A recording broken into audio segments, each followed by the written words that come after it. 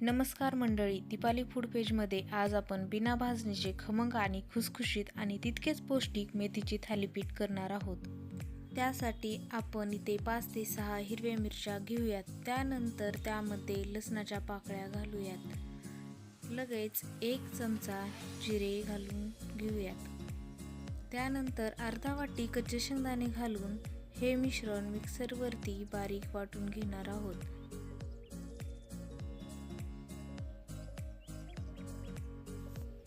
त्यानंतर आपण इथे 2 वाटी ज्वारीचे पीठ घेत आहोत। त्यानंतर 1 वाटी गव्हाचे पीठ, अर्धा वाटी तांदळाचे पीठ,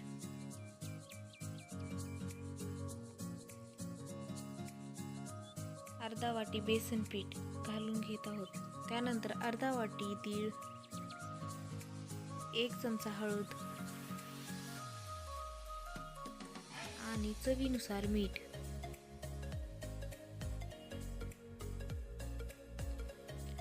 एक चमचा ओवा हातावरती रगडून घालणार आहोत। हातावरती रगडल्यामुळे त्याला खूप छान चव येते। त्यानंतर वाटून घेतलेले मिश्रण घालणार आहोत।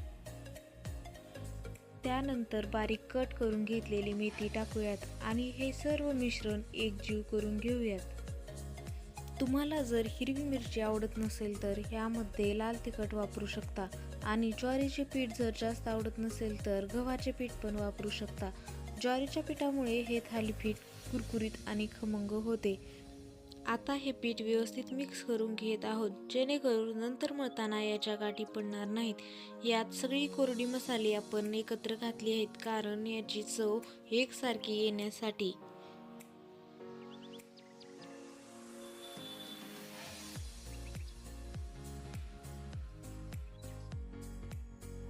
यामध्ये चव छान यावी म्हणून थोडीशी कोथिंबीर घालून घेत आहोत। यामध्ये एकदम असे पाणी घालायचे नाही। आता आपण यामध्ये थोडे थोडे पाणी घालून हे मिश्रण मळून घेऊयात। थालीपीठामध्ये ज्वारीचं पीठ हे आपण जास्त प्रमाणात वापरलं आहे, कारण ज्वारीचं पीठ पचनासाठी हलका असतं आणि हे थालीपीठ रोजच्या नाश्त्यासाठी किंवा जेवणासाठी एकदम योग्य आहे। हे पीठ आपल्याला पातळही नको आणि फार घट्ट पण नको, मऊ आणि थोडंसं पातळ असायला हवं, जास्ती पण पातळ नको। मेथीमुळे पिठाला छान ओलावा येतो, त्यामुळे पाणी जास्त लागत नाही। सगळं नीट एकजीव झालं की आपलं पीठ तयार। हे पीठ जर तुम्ही 5 ते 10 मिनिटे झाकून ठेवलात तर थालीपीठ अजून मऊ लागतं। हे पीठ लगेच थालीपीठासाठी वापरता येतं। चला तर मग आपण थालीपीठ थापायला घेऊयात। इथे आपण एक सुती कपडा पाण्यात भिजवून घेतलेला आहे। त्यावरती आपण तेल टाकून घेणार आहोत। तेल हे भरपूर टाकायला हवं, कारण थालीपीठ थापताना हे चिकटत नाही खाली। त्यानंतर थालीपीठाचं पीठ हे हातावरती घेऊन गोल करून आपण त्याला थापायला सुरुवात करणार आहोत। हे थालीपीठ थापताना जास्ती पातळ पण नाही थापायचं आणि जास्ती जाड पण नाही थापायचं, कारण जास्ती पातळ थापल्यामुळे हे थालीपीठ खूप कडक होतात आणि जास्ती जाड पण थापल्यास हे थालीपीठ खूपच मऊसूत होतात। हे थालीपीठ मध्यम आकाराचे असे थापल्यानंतर हे थालीपीठ खमंग आणि कुरकुरीत पण लागतात। मेथीमुळे शरीरातील उष्णता कमी होते आणि पचनक्रिया सुधारते। आठवड्यातून 1-2 वेळा मेथीचं थालीपीठ खाल्लंच पाहिजे।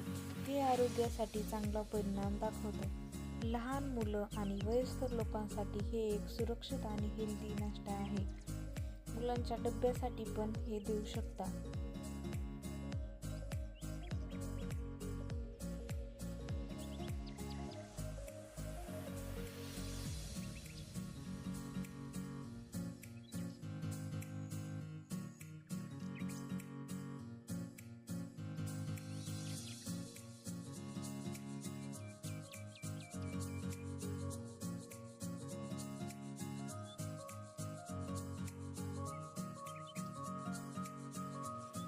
मधोमध या थालीपीठाला असे छिद्र पाडून घेऊया आणि हे थालीपीठ भाजून घेणार आहोत। थालीपीठ भाजण्यासाठी मी गॅसवर तवा गरम करून घेतला आहे। गरम तव्यावर थोडंसं तेल लावून घेऊया, कारण थालीपीठ खाली चिकटणार नाही म्हणून। आता हे थालीपीठाचा कपडा तव्यावर असा उलटा टाकायचा आहे आणि असा सहज कपडा काढायचा आहे. आता या थालीपीठाला एका साईडनी भाजून घेणार आहोत. आता हे एका साईडनी भाजलेलं आहे. आता याला पलटून घेणार आहोत.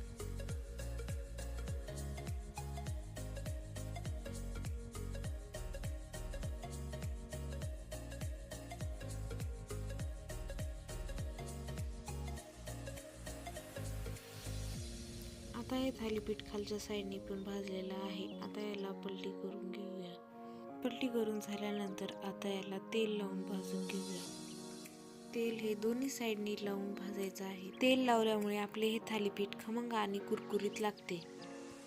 आणि या थालीपीठाबरोबर लोणी जर असेल तर खूप मस्त लागते. दह्याबरोबर आणि लोणच्याबरोबर पण खूप छान लागते.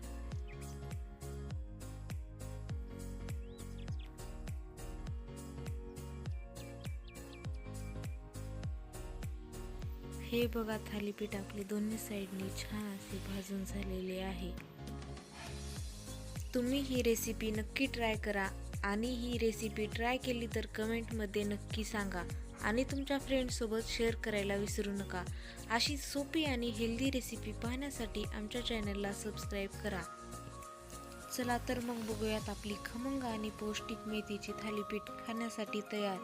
तुम्ही हा व्हिडिओ शेवटपर्यंत बघितलात म्हणून धन्यवाद.